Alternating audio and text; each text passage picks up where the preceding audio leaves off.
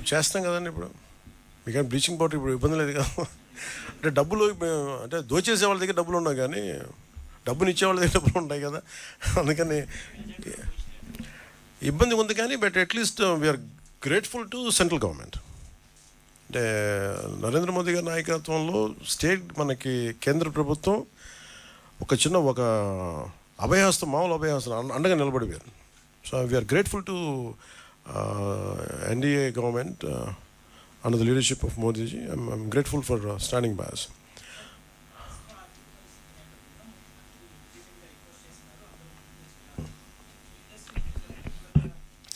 ఒకటి I tell you what is, film industry ఏంటంటే, ఇప్పుడు మీరు చూస్తే మీరు డబ్బులే మాట్లాడాలంటే జగన్ గారి దగ్గర ఎక్కువ డబ్బులు ఉంటాయి. ఒక హీరో దగ్గర ఉన్న డబ్బుల కంటే కూడా వాళ్ళ ఒక ఫ్యాక్టరీ తీసుకున్నాం ఫస్ట్ ఉదాహరణకి, సిమెంట్ ఫ్యాక్టరీ, దాని దగ్గర ఎక్కువ డబ్బులు ఉంటాయి. ఫిల్మ్ యాక్టర్స్ ఇవన్నీ ఏంటంటే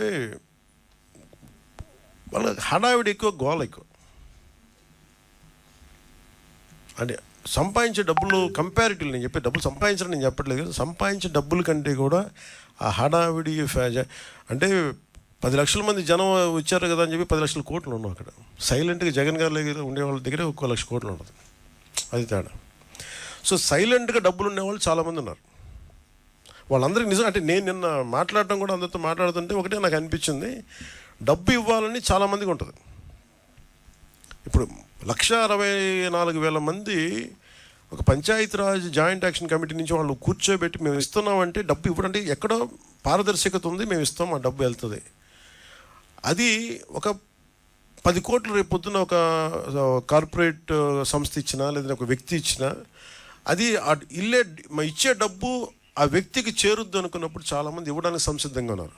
అలాంటి ట్రాన్స్పరెన్సీ ఒక ప్రయత్నం చేస్తున్నాం. సో దానికి ఎగ్జాంపుల్ నేను ఏం చెప్పానంటే, ముందు ఎఫెక్టెడ్ 400 పంచాయతీల్లోకి నేను ఒక పంచాయతీ ₹1,00,000 చొప్పున నేను ఇస్తే అది ఎలా ఖర్చు పెడతారో నేను చూద్దాం. It's a way of donation. Also పర్సనల్గా నేను కూడా ఇన్వాల్వ్, నా డబ్బు కూడా ఇన్వాల్వ్. అది ఎలా వెళ్తుంది? సపోజ్ నేను పారిశుద్ధ్య పనులకి ఇది ఇవ్వాలి, లేదంటే చాలా పనులు ఉంటాయి, చిన్న రోడ్లు కావచ్చు, పారిశుద్ధ్య బిల్డింగ్లు కావచ్చు, లేదంటే పశువులు చచ్చిపోతే పశువులకి ఎవరన్నా, సపోజ్ నేనేమంటాను ₹1,00,000 మన ఒక పంచాయతీకి ఇస్తే, ఆ పంచాయతీలు ఉదాహరణకి 220 పశువులు చచ్చిపోయినాయి. ఈ 220 పశువులకి ఈ 400 పంచాయతీలు జరిపి ఈ పశువులే కొనండి, నా బడ్జెట్ ఇది, నా ఇచ్చే డబ్బు అంతా ₹1,00,000, ఆ గ్రామంలో 10 పశువులు చనిపోతే 10 పశువులు కొనండి.